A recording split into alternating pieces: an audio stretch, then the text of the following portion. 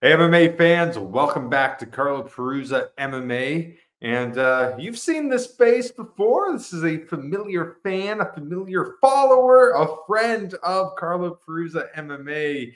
My guest today is an undefeated 8-0 mid-professional mixed martial artist. He played some college football. Then out of nowhere, he started doing mixed martial arts, got really good at it. He's already been on the Dana White Contender Series once.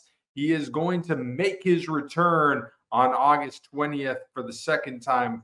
He's going to take on Cam Rouston, looking for that UFC contract. He is the Punisher. He's my friend, Mr. Torrez Finney. Torrez, what up, brother? What's up, Carlo? Hey, man, look, I'm happy to be on here once again. Thank you for giving me the opportunity. And like as always, I say, man, have me on anytime. And thank you. Thank you once again. Absolutely, man. It's crazy to know. I've known you now for about a couple years. At the time, first time I met you was in Savannah, Georgia.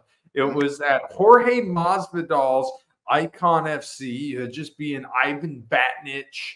You know, I think at the time you were like 24, just turning 24. You only had a few fights under your belt. And, you know, here you go. Here you are now. I'm in 8-0, once on the Contender. You're looking to go back to the Contender. You're generating a lot of hype right now. Are you surprised with how fast everything has come for you? Yes, in the standard of like looking at how other fighters do it, yes. But when you see how much work you put in, no. I look at it a lot when I see how people talk about like the route of an MMA fighter towards any type of success. And it usually take a few years. You know, I was blessed to only be an amateur. I wasn't even an amateur for a full year. I was an amateur for about 10 months. And boom. Well, actually, it was a full year, just right at a full year. But yeah, like only an amateur for a year, turned pro a few months right after. And then I've been a pro since 2022, since February 2022. So, and it's all been going so fast, you know, from like seeing the top tier talent and being able to compete against who I've been able to compete against. And then instantly been put on a Contender Series like the following year after I've been a pro. And then they have my opportunity to be back on here again. So, yes, a lot of this stuff has been going pretty quick for me, but I'm not surprised because of all the work I put in. I don't look at like so much stuff of what I've done. I look at more of like what I'm about to do. And yeah, that's why I'm excited. You know, you're making your return, I guess, to the Dana White Contender Series. Is the feeling different this go around? Is the vibe different? Is the atmosphere on it different? Yes, it actually is a little bit, and it's not different because like, oh, I'm back over here. It's more the fact that it's different because I'm more confident. I feel like I'm better than what I was last year.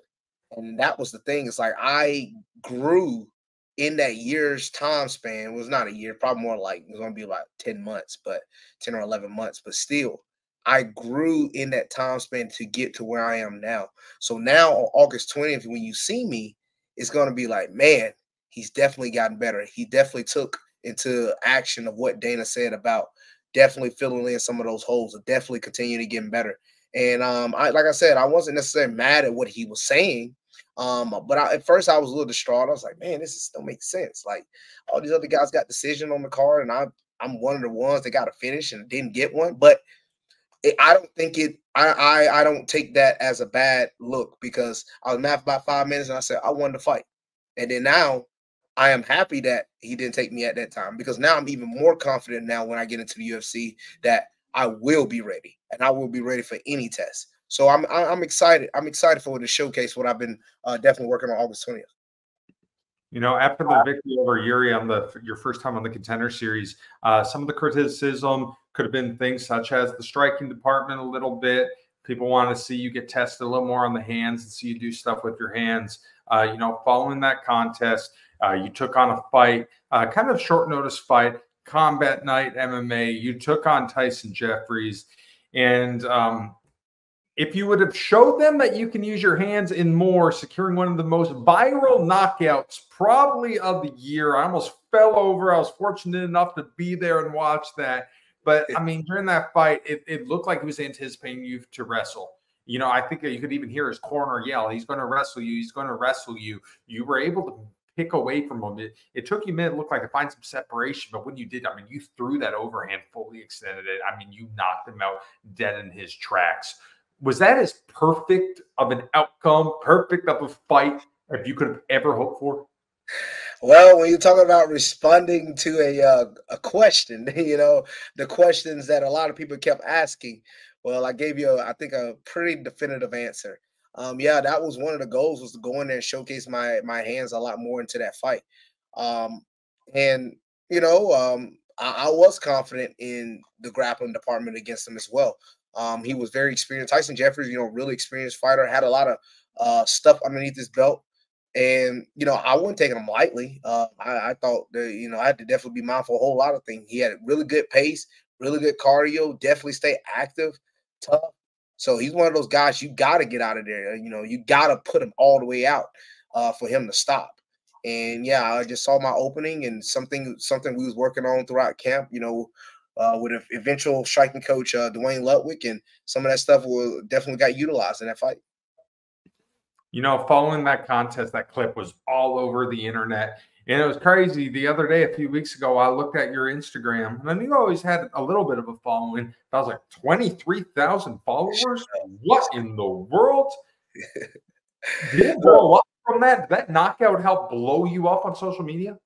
The knockout helped blow me up, and the fact that when my pictures went on the internet from the Contender Series of my physique, that blew up as well. Like, a lot of people definitely remember me from last year on the Contender Series. But when I took some of those pictures, that was around the time when I was cutting. They got a chance. They took that picture at the Contender Series when I was like a little beefy, not cut yet. I mean, I'm always training, so I'm in shape. But they got those pictures when I'm around like 217, 218. So they're looking at those photos like, what the freak is this? So that gave me even more followers, because I think that's when the Barstool guy, Jack guy, put a video out, new favorite fighter, and I'm all over TikTok, and then obviously people adding on more to the knockout. So yes, it was a lot of things just culminating all together. So yeah, it definitely turned into a big viral moment for me. It's wild. I've been cracking up looking on social media comments, talking about YouTube comments. A couple that I see over and over is the African-American Yoel Romero. Yeah, I see that. This comparison. Do you like it? Yeah, I mean, look, it's funny because my management team, Abe, for First Round Management, he talks a lot about how he compares me to Yoel Romero. He was like, this is a Yoel Romero that actually uses his wrestling. Nothing against Yoel, because he used to, but Yoel like to go in there and try to slang with you, which ain't nothing wrong with that either. But he's like, this is Yoel that can knock you out on the feet, and he can take you down and beat you up.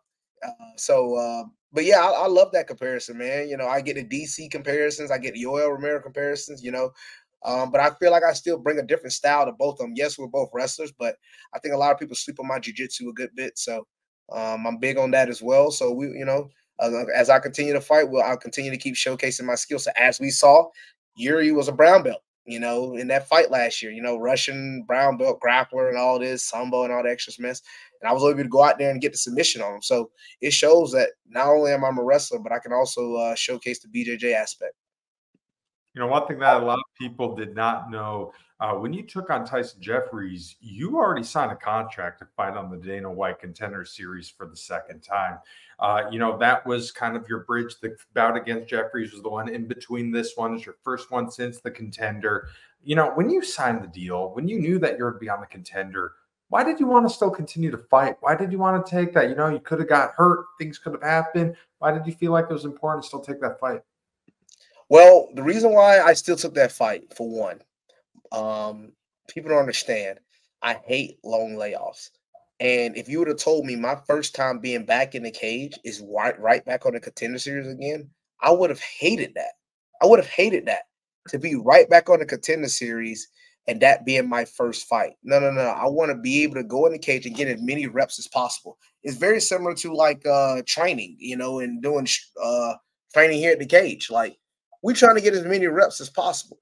So when you take away from the reps, when it's time to go live, or in this case, fight in an actual cage live opponent, you want to see how yourself utilize some of those skill sets. And Also, I don't like this long waits in between fights. I come from a wrestling background and a football background, and where I come from, in football, granted you have off season, but during the season you're playing about every week. You know, you get one bye week. Wrestling, you're wrestling about 3 to 4 times every week, so it's consistent. It's adding on. You get a chance to see yourself do a lot of the live competition aspects. Problem is, you don't get that enough in MMA. So you have to stay as active as possible. And it's hard for me, as most people already know, it's hard for me to get fights on the regional scenes. So I go and I'm like, hey man, I it's hard for me to bypass on this opportunity. This is an opportunity I need to take advantage of. This is an opportunity I need to make the best of. I just can't drop it and be like, don't worry about it. I just go find something else. No, man, it's hard to find opponents. It's really hard to find opponents for me. So I say, if it's a chance for me to get back in before the Contender Series, I was willing to take the risk. You know, I had management, coaches, think about the risk, injuries, a loss, bad performance where you can go split decision. You look awful. You didn't perform well. Well, you know, sometimes you got to take risks in life to get what you want to be. And I feel like I hit a home run shot. So it wasn't like it wasn't a uncalculated risk. It was definitely calculated, and I feel like I took advantage of it. You know, obviously, Combat Night, very respected MMA organization in Florida, both at the amateur level, professional level. I mean, they've cranked out so many UFC fighters, so many fighters, big name fighters. Was it a little weird, though, going from the Apex back to the regional scene? Like, you know, obviously the venues are a little different. The backstage area is a little different. Any of that cross your mind at all? No. So for me, that type of stuff don't ever really cross my mind. It's like I have my routine, and as long as like it's no bum shut promotion that just see, I've been blessed. Is like I've had an opportunity to fight for Aries Fight Series. Aries is a phenomenal regional scene promotion, and I feel like a lot of people, especially in the Southeast, definitely need to fight for them. I've had opportunity to see NFCs. They did Aries did a co-promotion with NFC, but I've also had opportunity to see NFC behind the scenes. Phenomenal regional promotion. Icon, okay? Icon, phenomenal promotion as well. And then also Combat Night. So between Aries, Combat Night, and Icon, I fought about as close as you can get to like a UFC type level of attention, setup, you know, how they do before fights, how they set things up. A lot of the things that all three of those promotions do is very similar to the UFC. You know, so I've been blessed to be a part of really good promotions. So no, fighting at Combat Night was nothing no different. And it gave me, and plus, I feel like in a way it was a little bit better to fight on Combat Night than the Apex from the last fight because I had a crowd. You know, that was a big crowd in Jacksonville. So being able to fight back in front of our crowd again, that was really awesome.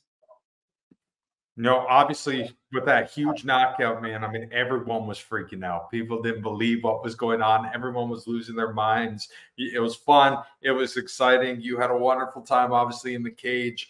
And, you know, a story that I'm not sure if you've talked about it yet on interviews, but I could say that I was part of this and saw this go down.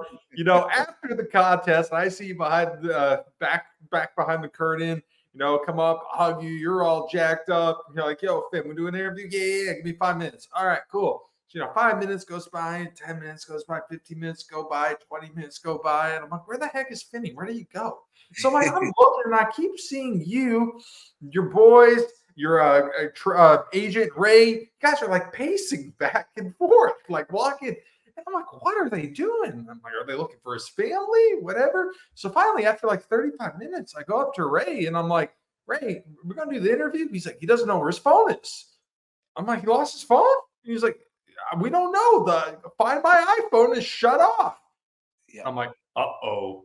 So we do the interview and this continues up till I leave, which was 2 hours. Yes.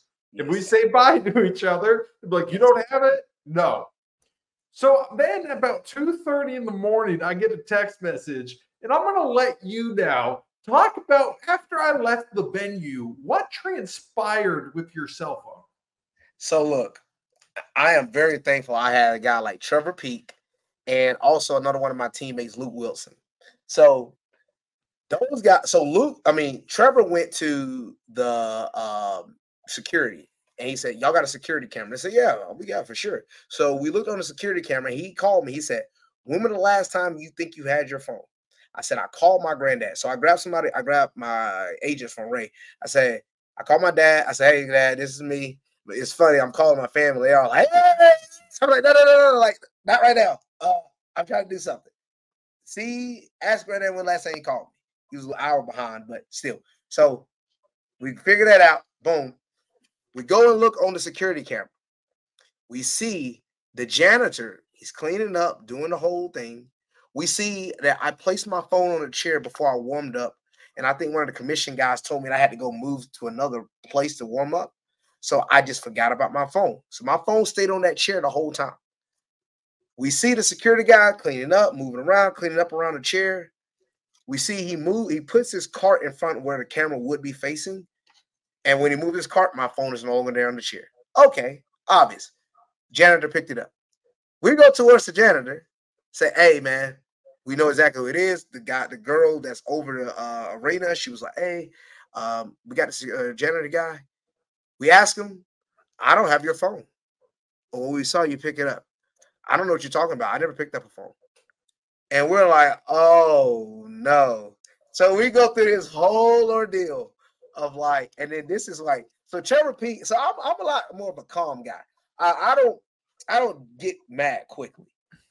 My teammate Trevor, it took much to push him over the edge.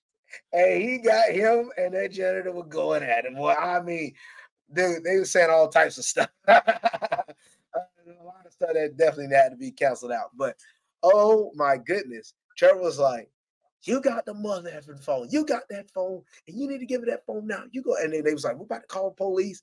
He's like, "I ain't got the phone." And then the janitor just kept switching his story. And then my teammate Luke was talking to him. And about like an hour and a half in, I'm like, man, I didn't think about go buying another phone. Well, the funny thing is, Trevor was like, "No, you ain't buying another phone. He got that phone and we're going to get it." So we go through that whole thing. And I took the janitor to the back myself. I said, "Hey, man, me and you one-on-one. Can you please give me the phone if you got it?" And he said, "Man, I just wanted somebody to respectfully come to me and give me my phone. Ask me about the phone when we've been doing that for 2 hours." So he took out the phone, he turned it off, and he gave me the phone. That's why I'm gonna find my iPhone thing wasn't working. And yes, the entire time he had my phone. And the girl that was helping him, that was like one of the head cleanup ladies, she had the phone as well. He gave her the phone while during the time we was interrogating, and for about an hour and a half. And then eventually she said, "I need to take him back." And I let me talk to him because he was getting mad. Trevor, they both getting mad. And I think she gave him back the phone right when they went and talked. And it's just all stupid. It was all stupid. Like, I missed the time to go eat. I was ready to go eat. Yes, my phone, right when I turned my phone on, I probably had around like 300, 400 something notifications or something. It was crazy. But the night wouldn't be no different. I said, you can't win for lose. It's always something. Now, that's the story of our lives, man. It's always something. One thing I learned from this whole story, and I mean, I kind of knew it going into it, but you don't want to mess with a redneck. I mean, you don't want to mess with a guy like Trevor Peak. It ain't going to end well for you. No, you don't want to mess with Trevor Peak, especially on like a thing about stealing or like doing somebody wrong. That man don't mess with Trevor. Don't mess with Trevor Peak, man. Don't mess with Trevor Peak. So I'm excited. I'm excited we was able to get the phone back right here, good old phone right here. So it's like, man, don't steal my phone, man. Not on this day. Any other day you've been I still would have been pissed, but not on the day when I just got like one of the most viral knockouts, Find another day. So we're just a few weeks away. Let's get into it. You're taking on Cam Rouston, Dana White Contender Series, Las Vegas. You get a fight in the Apex once again. Overall, what do you think of Cam as an opponent? Definitely. Cam's a really good opponent, man. And he's 6'4", tall, long range striker. Definitely trains at a formidable gym at City Kickboxing. He's very active. You know, he does a lot of good things. But I just think with my style is definitely I feel like it plays into my advantage. He has solid jujitsu as well. So he does some good things, especially on the feet and on the ground. You know, he mostly subs people. He has 5 submission with 3 TKOs, mainly ground and pound. I do know he got 1 knee to the head KO, but mainly his stuff, his work is done on the ground, surprisingly. But he does have really good kickboxing. He won King of the Ring twice, which is a big thing over there in Australia or New Zealand, wherever he's located. So, yeah, he definitely has some accolades. He's been in the fight game for a minute. You know, he's 29, on his way to 30. So, yeah, I'm excited for the matchup, man. I really am excited for the matchup. I love the matchup. I think it's going to be a really good matchup. And yeah, I really believe that at the end of the night, my hand 100% will be raised. You know, you demonstrated that, you know, you're a very well-rounded, complete mixed martial artist. Obviously, the wrestling is one of the best in the sport. The hands are amazing. You know, you've really developed yourself. You've come a very long way in a very short period of time. Do you think the fact that you're very well-rounded like this, is that going to make the difference over a guy like Cam Rowston? Yes, I really do. I think there's a lot of things that I haven't shown on film that I always have in my back pocket to utilize. You know, I know a lot of people see my wrestling and they think, oh, that's all he got. But there's a lot of things I'm able to do along with not on my wrestling, along with my BJJ, along with my striking. So, you know, a lot of people just sleep on me in a lot of different ways. You know, I know a lot of people respect me, but I think a lot of people don't give me the credit in a lot of other areas that I definitely think I am really good at. But then again, I don't look forward to that credit. You know, I always say if I go in there and beat me, nobody on the planet can beat me. So, and that's one of those same things that's going to happen on August 20th. If I go in there and just do me, just handle being the best version of Torrez Finney you can possibly be, I don't see why not. I don't have that UFC contract by the end of the night. You know, you mentioned that Cam City kickboxing guy. Obviously, we both know so many great fighters that come from that camp. Volkanovski, Israel Adesanya. I mean, the list goes on and on. You think it'd be pretty cool, even if you're fighting against him, to see Eugene Behrman in the corner and stuff?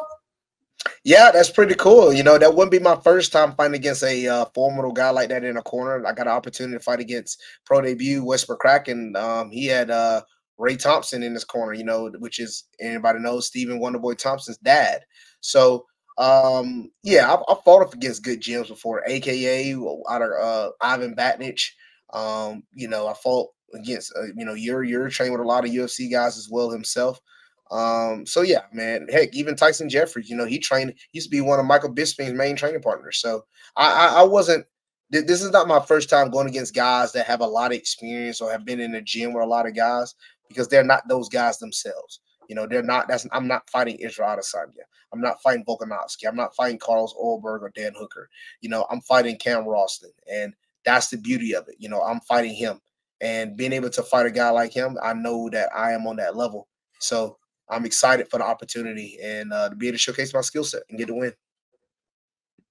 You know, obviously, when it comes to the Dana White Contender Series, if you win, it's not guaranteed. If you even pick up a finish, as we learned with you, it is not guaranteed. Coming into this contest, what is the mindset like? Is it to go in there and win in dominating fashion? Is it to just get the win? Are you trying to not think about that at all and just letting it play out like it will? Yeah. So again, once again, I let my performance speak for itself because that's the only thing I can control. I can't control what Dana thinks or what anybody else thinks, but I can control my performance. Yes, I didn't get a contract last year, but I didn't have the best first round. That was something I could have controlled. I barely, if any, I think I didn't throw any strikes in that first round. Again, I can control that. So again, when you saw the second round, I came out about near flawless. So if there's things that I can do better on my own account, then I'm going to do it. So that's the difference compared to last year, and that's why I'm even more confident. It's like I'll let my performance speak for itself. But no, at the end of the day, your opportunity of getting that contract goes down tremendously by not winning. So I need to win and make sure I give myself an opportunity. And again, the odds are definitely playing against my favor. There's a stat out there. Anybody that's won on the Contender Series a second time, 100% of the time they got in the contract.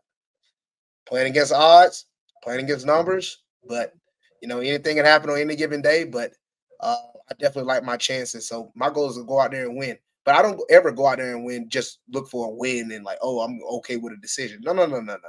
Like I have 8 wins and 7 finishes. Obviously, I like to go for the finish. And I'm going for the finish on August 20th as well. And I'm going to get it. So it's not going to be he's just going to wait for this decision. No, no, no. The win is what matters, but the finish is definitely at the top of the list. You've been doing a lot of cross training lately, which is something I think it's so awesome that you do. And I mean, you're going to huge places. I mean, obviously, Agoge, very respectful school now. You and Trevor, that's a school, a gym that I think is going to really blow up and get some attention here in the near future. You're an Extreme Couture. You're hanging out with Dwayne Bang Ludwig. I mean, you're going with Julian Williams. You're on a Fusion XL. Tons of UFC guys you're mixing up and sparring with. What has that experience been like? How has that helped you in this fight camp? Tremendously, man, dude.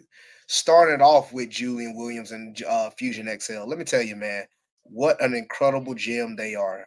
They talking about like almost like a second home to a Agoge is Fusion for me, man. It's like one of those gyms that I really respect. I really respect Julian. I really respect their whole culture there. So they got a really good gym, man, and always big time love to those guys.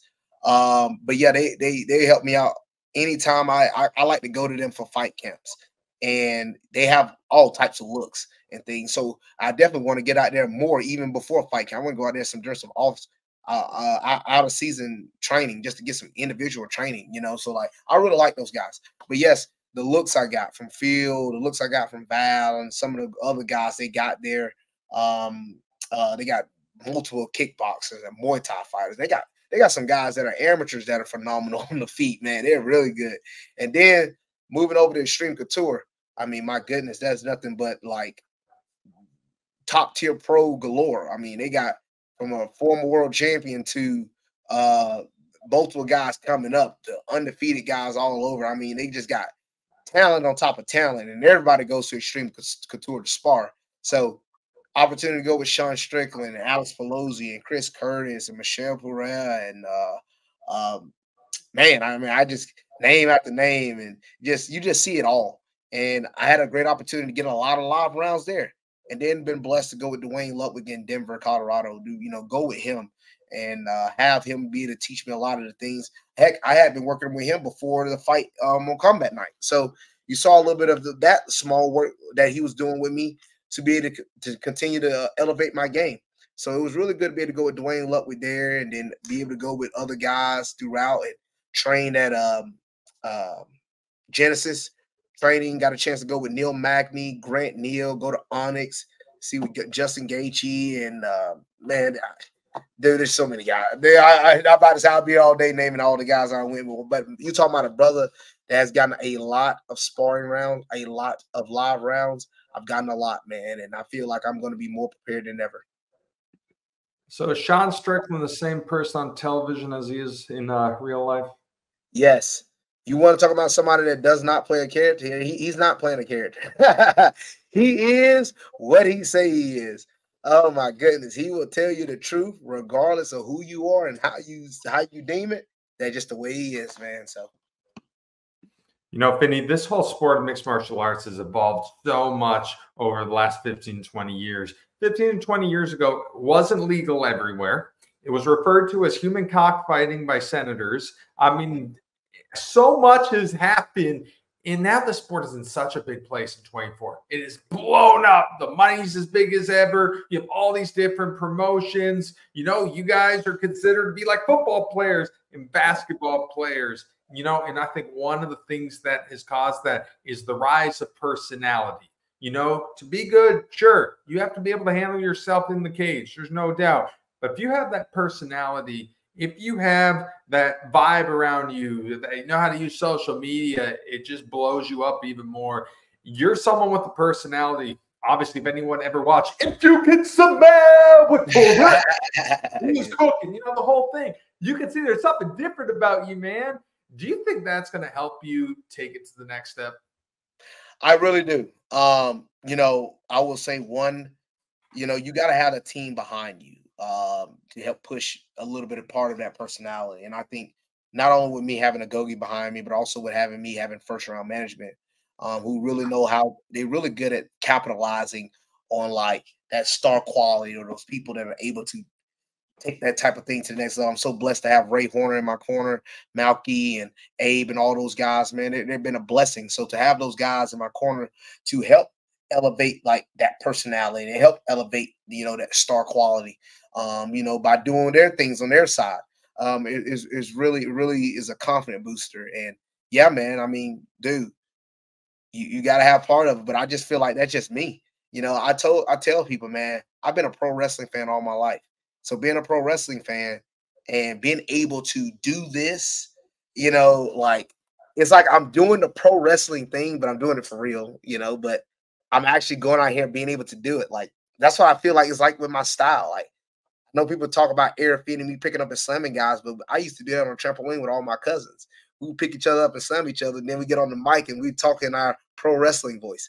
I'm doing nothing no different than what I used to do when I was a kid on the trampoline. This is just MMA is literally the kid inside of me.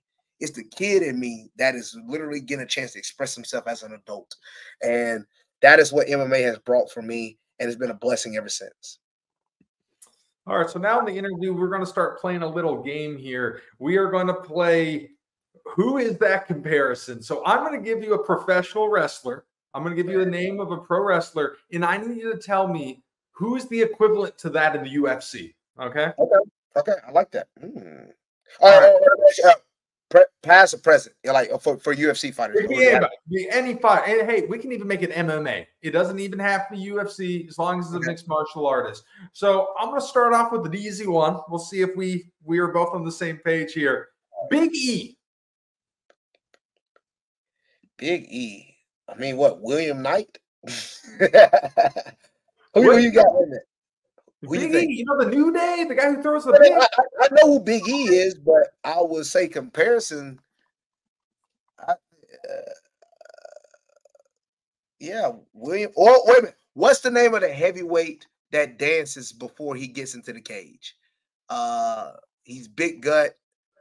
He's fought for island fights before. Oh my gosh, I can't think of his name.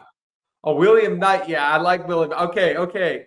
That one's William Knight won, but I'm trying to think of the guy. I'm going to find it. Wait a minute. Hold on. No. This is who I'm thinking of because you're talking about dancing because he does dance a lot, but he fights for island fights. He fought for island fights long years ago. Charles Barnett. Chris Barnett. Yes.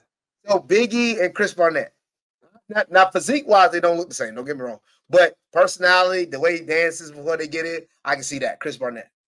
Okay, so maybe I'm way off here. I think Daniel Cormier.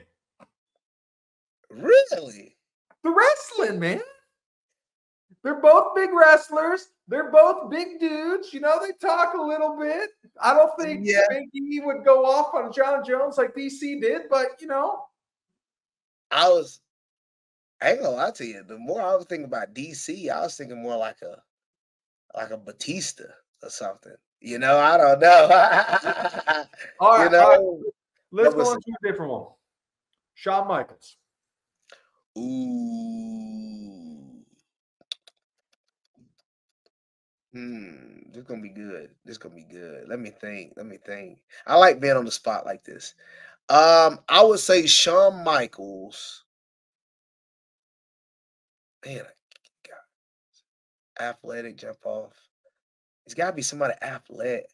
I don't know, sexy boy.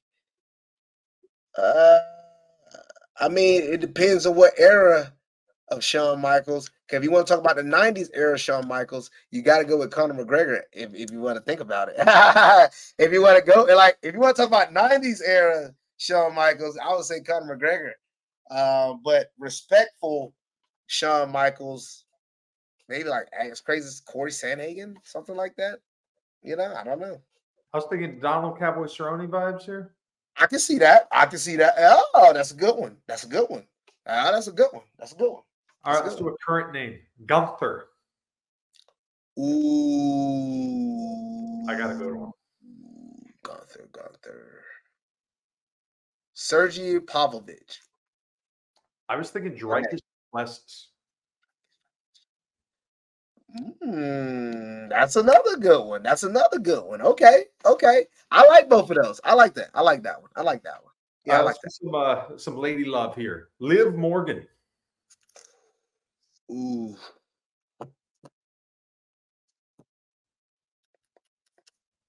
Talker, right? It's got to be someone who talks a lot of smack. I know, man. What, Juliana Pena? That's the first one I thought of was Juliana Pena. Yeah, that's supposed to be Ronda Rousey. Yeah, or Ronda. Yes, or Ronda. That's another good one. Yes, or Ronda. I like that. I like that. All right, last one here. Who's the Undertaker? Ooh, legend in the game, one of the greatest of all times. For me, because he does have that aura, I'm gonna go John Jones. That's exactly who I was going, and I think number 2, you could say Alexander Pereira. Yeah. Oh. Okay. If we have Undertaker, though, we can't finish this. If we have Undertaker, who's Kane? Rampage Jackson. I like that one. Rampage Jackson. All right, so that includes who is that WWE wrestler in the UFC? But man, you know, wrestling's something. Obviously, you're such a big fan of it. I love how you can see how it's impacted you in the fight game. I mean, that whole if you could smell what the Torrez is cooking, obviously from The Rock. Do you feel like WWE has impacted you? Has that maybe changed you? Has that developed some of the personality? You think you've taken some things from life from professional wrestling? Actually, yes, man. You know, when I look at a lot of the different things or like how things are handled, I know obviously how the professional wrestling business is done, but just the motivation still behind it. You know, guys like John Cena, you know, his upbringing, you know, he wasn't a guy that was accepted at first by Vince McMahon. He had to work his way in. You know, there was a lot of wrestlers that wasn't accepted first by Vince. Undertaker himself was accepted. He wasn't no guy that came in was, this is going to be a star off the bat. No, a lot of those guys had to work their way to get on Vince's side to be the star that they are today. And I feel like with me, I feel like that story has been written in that same way for me. You know, I didn't get the opportunity on the first go round on the Dana White Contender Series, but the second time, you know, I always go around speaking to kids or adults about overcoming adversity. That's one of my main messages all the time, because that's one of the biggest things I've had to do in my life growing up, overcoming adversity. Overcome adversity from injuries in high school to being too small to play football, to being an underdog in wrestling, to one of the top guys in the state, to being told I couldn't play Division I football, to earning a scholarship in Division I football. Just a lot of different things that always being told that you can't do this, you can't do that. And it's just another step of I have had multiple obstacles stand in my way, and I've done nothing but continue to prove myself right. And that's what I'm in the business of. I'm not in the business of looking to prove anybody else wrong. Just prove myself right. That means you feel different when you set yourself a goal and you know that goal is hard to attain, but yet you're still able to attain it. It makes you feel like once you attain those type of goals, you feel like you can do anything in this world. And that's the type of confidence that I have. You know, Torrez, every single MMA fighter, they have a journey. And I think you have a very unique journey, a journey that needs to be told. I mean, state championship wrestler, fooled everyone, went to play football instead of wrestling in college. All of a sudden, you're playing football, you're fighting, no one knows, you're driving to Knoxville, you knock a dude out in like 18 seconds. You know, no one wants to fight you. A heavyweight stops by. You have put on a weight vest just to be able to make weight. You know, I think one story that I heard recently from you, which I think is amazing, you didn't know if you were going to do MMA right away. You know, you're resistant to it. You never thought it'd be you. When you're about 15 years old, you wrestled and an Army recruiter was like, dude, you should try MMA. You're like, MMA? What in the world? And then after your first or second pro fight, you saw the same guy. You knocked the dude out. And he's like, I told you. Have come for you. You know, going to the Contender Series the first time, being so close, having to go back to the regional scene, picking up a viral knockout. What would it mean for you to get into the UFC? It will be an awesome accomplishment because it showed that a boy from Macon, Georgia, going to Jones County High School, can also do incredible things. You know, it's like coming from my hometown, you know, no matter what type of obstacles stand in your way, you can still do incredible things. And I feel like I have an opportunity on August 20th to just showcase that. No matter how much stuff you go through, no matter what road step in your way, the main quote I have on my thing, you show me the odds and I show you my trust in God. And every single time I've been showing my trust in God, and I'm just dwelling and leaning on him, because every single time he keeps finding a way to keep pulling me out. And all the glory goes to him, not me. And he just using me as the vessel to show people, hey, if Torrez Finney can do it, you can do it. And that's what that win of going into winning on the Contender Series and making it to the UFC will do for me. Just showing you can do it too. And it's been nothing but a blessing to me, man. It's like I have an opportunity to showcase my skill set, but not only that, but to overcome another adversity, an adverse moment, and show I'm on that level. I can't wait. So many people watch MMA in this day and age. A lot of people are going to watch the Contender Series. Very few people understand the sacrifices it takes to be a professional mixed martial artist, especially when you're on the regional scene. The money's not amazing. A lot of guys have full-time jobs. There's families that need to be taken care of. You're not able to see your parents. You're not able to see your relatives. You get punched in the face all day. You stay up late. You wake up early. You've been through a lot of that. And, with you having sacrificed and you loving this so much, has that really told yourself there's no way this isn't going to happen? I'm not that type of guy that does to say there's no way that's not going to happen type of thing, because God always has a plan. But I'm really confident it will happen, because I only look forward. I'm only dwelling on the present, doing everything I can control to make sure it does happen. So leaving no stones unturned. And yes, when you look at the story almost be like, well, it has to end this way. It has to end this way, and it's all up to, to according to plan. And it's all in my control, and I have an opportunity to be able to allow myself to showcase that. And I just have to just continue to stay on the path. And again, we are about 18 days away. So it's getting down to the nitty gritty, and I'm excited, man, because we really are close. We're getting close, because I literally leave in about 2 weeks. So yeah, our brother is definitely ready to showcase his skill set, and I am ready to go out there and just do what I do best, and that's be the best fighter I can possibly be. Have you decided who your two guests are going to be for watch you fight in the Apex? Oh, my corner. Yes. I got my coach Matt Harris and Larry Scott, my striking coach here at Agogi. So yeah, we're gonna those two is gonna be in my corner. It's been a blessing to have them. It was in my corner last year. I said we just got to rewrite the wrong. I want to have the same corner. We're gonna do it right this year. It's gonna be done right this year. Do they give you guys any tickets? Could you invite? Do you have any friends or family that you could invite to watch the crowd? That's what I mean by the yes. Oh, so I get 4 tickets, and then you do get additional tickets. Also, my teammate Trevor Pete get a ticket, so he's gonna help get one of my other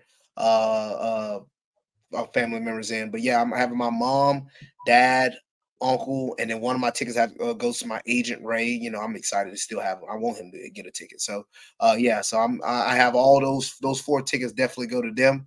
And then yeah, whatever the next 4 tickets go to, other teammates, sponsors, other people in the family. So however many extra tickets they give us, we'll definitely got to make the best of. So.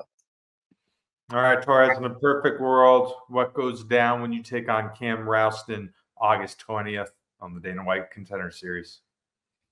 I always say this, man. I never make a prediction, but in a perfect world, right at the end of that fight, we turn around, we stand side by side, and my hand is raised. That's the perfect world. The perfect world is me getting my hand raised, walking to the back, getting ready to do that interview once again, and yeah, showcasing to the world that no matter what obstacle they put in front of me, I will find a way to overcome. So I'm excited. Our brother's ready to go. No, more confident than ever. More confident than ever. So our brother is ready to go, and yeah, excited to showcase my skill set. Torrez, man, I wish you nothing but the best, dude. It's crazy. Started following you a couple years ago. I think it was only your 2nd or 3rd fight in Savannah. And to see where you've come, the strides you've made, man, and see that you're so close. I'm so happy for you, man. I really wish you nothing but the best, brother. Yes, sir. Thank you very much. All right, so better close it out. And I'm going to let Mr. Finney do the honors here. Hey, Torrez, I need the perfect ending to this. And I want you to keep in mind, I want you to do this as if you just got the news from Dana White that you got the UFC contract. Close this thing out right, my friend. Well, you already know it's if you can smell what Torrez is cooking. Let's go, baby. It's go time.